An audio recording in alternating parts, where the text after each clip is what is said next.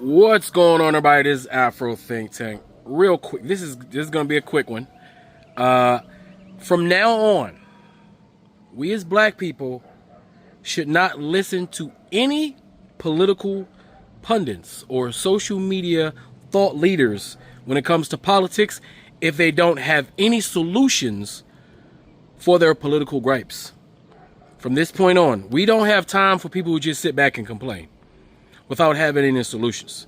For instance, FBA, Tariq Nasheed and the like, all right, Phil Scott and the like, all these black conservatives, whatever, they sit on a couch, they don't want to vote yet, they want to talk about politics. Listen, as a proud African American, as a proud black African, I understand that you can only complain about some shit, but for so long, you know, until it's time to like talk about solutions. You have to evolve the conversation. And people like Tariq Nasheed don't want to evolve the conversation. They don't want solutions because the problem is how they make money.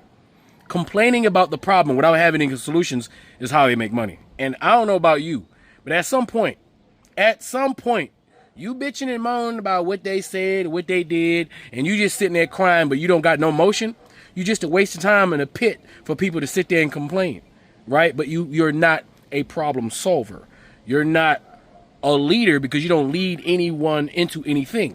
For instance, Tariq, he's talking about all these reparations. He liked to talk very shallow about how FBA is seeking reparations, when in fact, this group called FBA is not seeking reparations. They have no representation in the public sector outside of the leader, Tariq Nasheed, the one who owns the trademark to FBA, okay, which is not a lineage, right? He's insistent on it's a lineage, and he gets mad. He pretends to get mad when people call him the leader because he doesn't want to accept responsibility for the organization and the group and the ideology that he creates on a daily basis, trolling and playing games online like a child, even though he's supposedly he's an adult, a grown man, right? So for instance, I talk about politics.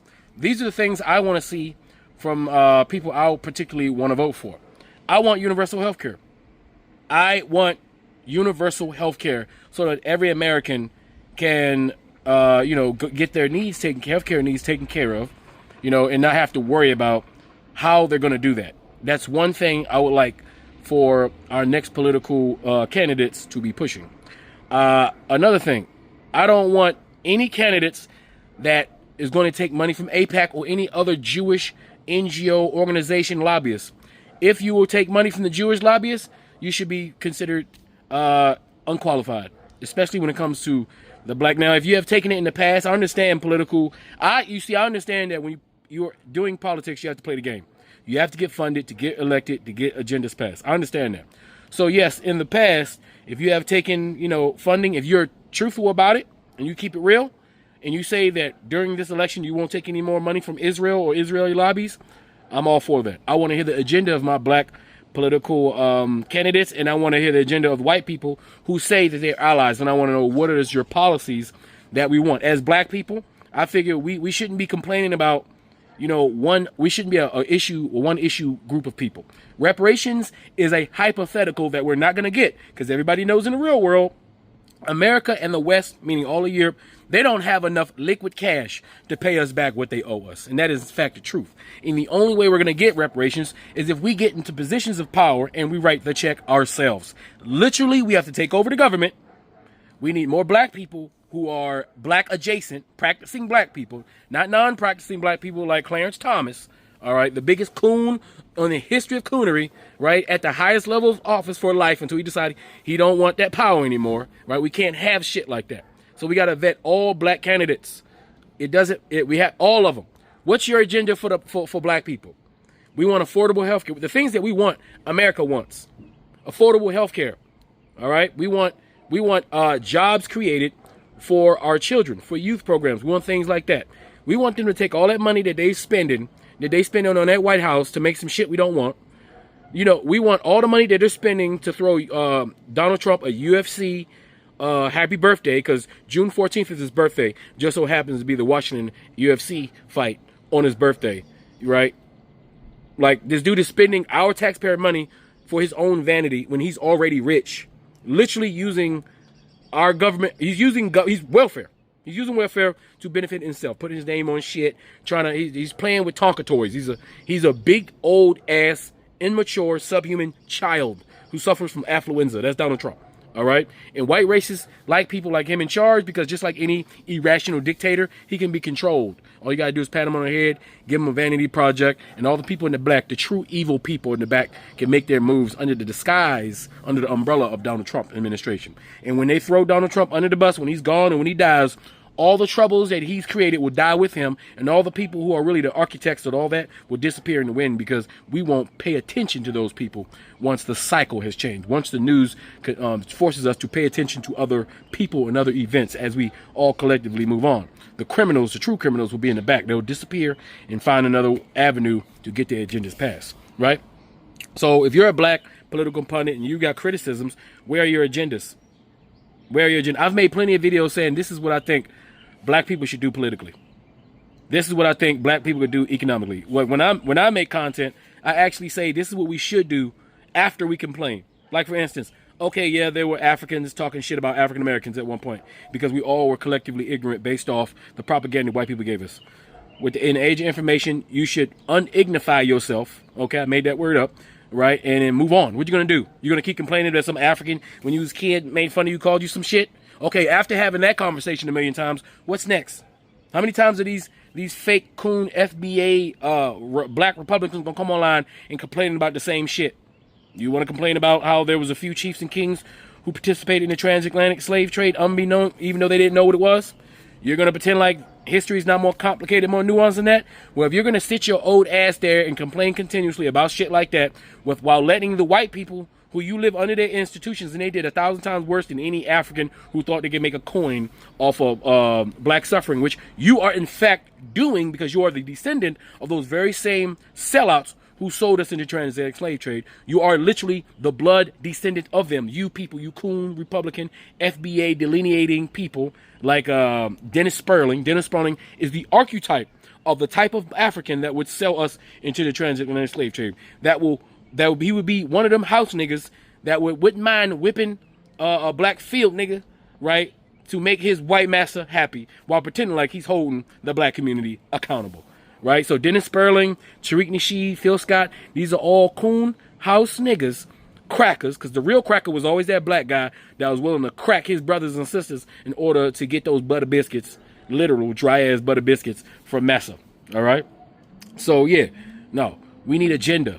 From now on, any person coming on this here YouTube, right, that's continuously complaining about politics, I need y'all to go ask them, so what do you want to do? What's your plan? What's your agenda? Because FBA ain't doing shit about reparations. They just talking, blowing hot air on the internet, right? But there's no motion happening. You don't see Tariq Nasheed down at them halls making speeches. You don't see him finding politicians who will promote reparations. You don't see him talking on real forums. Like, you don't see him going on CNN, MSNBC, Fox, representing FBA, the black community, when it comes to us seeking reparations. You just hear him in his basement on the corner doing TikTok battles and talking shit on Instagram or YouTube to a bunch of dumb subscribers who just enamored with him in his celebrityism, and they've joined his little FBA club like it's a fucking group or something. Then you got his dick rider, other YouTube content creators that dick ride him all the way to their own success, I guess, which is the weirdest shit. Right? Because they pretend like he ain't a grifter, right, in order to dick ride him while talking about other grifters who are lesser than this grifter. I don't get it. Right. But anyway, let's stop listening to people who don't got no solutions to the problems they like to talk about every goddamn day. Because I could talk about all kind of solutions. Citizens United. If you want to take control of your democracy again, we all need to collectively get rid of Citizens United. We need to get rid of the ability for corporations to say that they are people too and that spending money is a First Amendment right. All campaigns should be publicly funded. All of them. If it's publicly funded, then we have a more playing field. We have a better playing field. We need to get big money out of politics. Those are the things, if we collectively concentrate on, we will solve a great deal of our problems that we have today, right? But just talking about reparations, hinging all your political capital on a hypothetical that's damn near impossible. Not impossible, it's highly improbable because of the amount of money owed is not liquid in any one organization's bank account. There is not enough. They would have to print false money to give it to us. As a matter of fact, if America were to pay back supposed 13% of America's population, the sum total of America's complete and total GDP and all of its debt owed already, it would bankrupt. America wouldn't exist. The currency would mean nothing. The currency would crash, and you would have a bunch of worthless promissory notes in your pocket. All them zeros in your account wouldn't mean shit. All right, because the economy would crash. America will be over if they actually pay this back.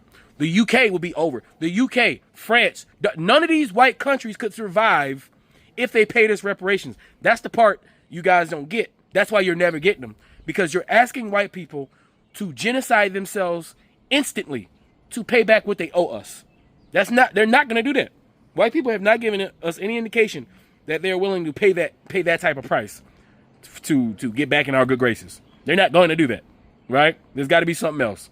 They're not going to do it, all right? So that's a waste of a time argument we're having when we can be chipping away at the things that we deserve, utilizing our political power that we do have, that black conservative FBA coons don't want to acknowledge, as they lead our people off a cliff into certain death, right, under FBA, which I refuse as a proud African American to let some piece of shit, failed rapper, failed pimp, failed actor, C-list celebrity who has zero credentials to rename all African Americans. I'd be damned if I let that dude name me. No way. He's not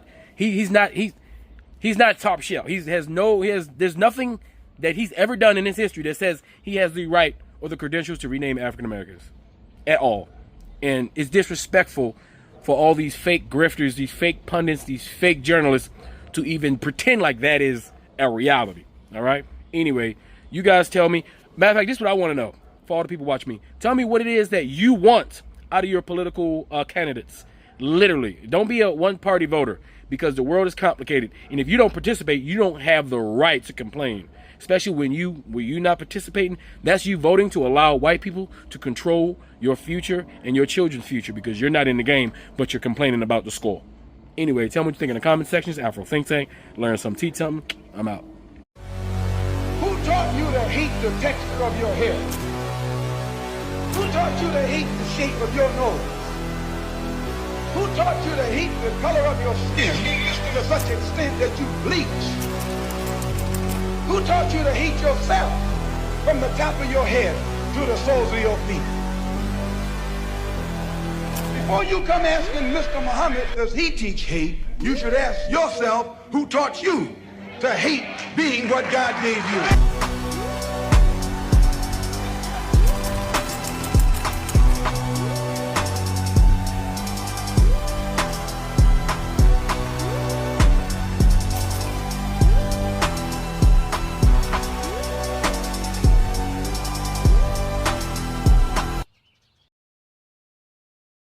Free Sudan, boycott diamonds and gold.